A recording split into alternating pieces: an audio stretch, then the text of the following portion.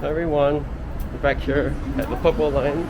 You've seen all of this before, but we're gonna try something different. If possible, we're gonna see if I can do a watercolor of a few characters on this purple line, and I might even have it in real-time mode. So stick around.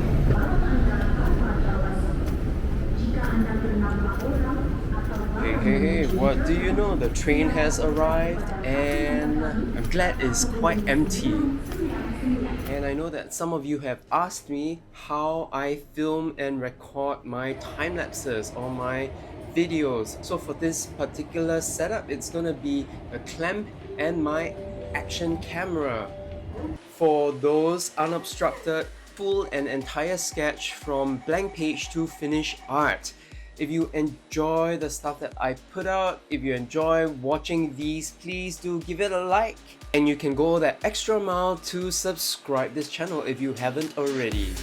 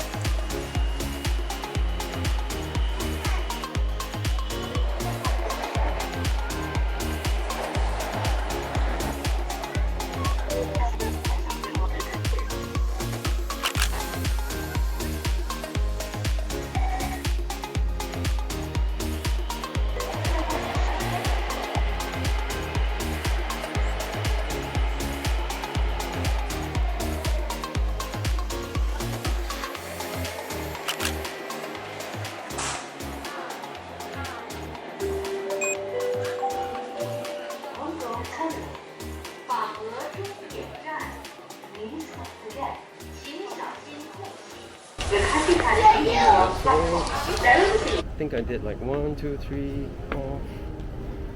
4 watercolor pieces and one mother and son sketch. We're finally here in Punggol. Let's go run my errand. Alright, so some reflective thoughts. It was really tricky with the watercolor because you have like a lot more gear or tools to manage.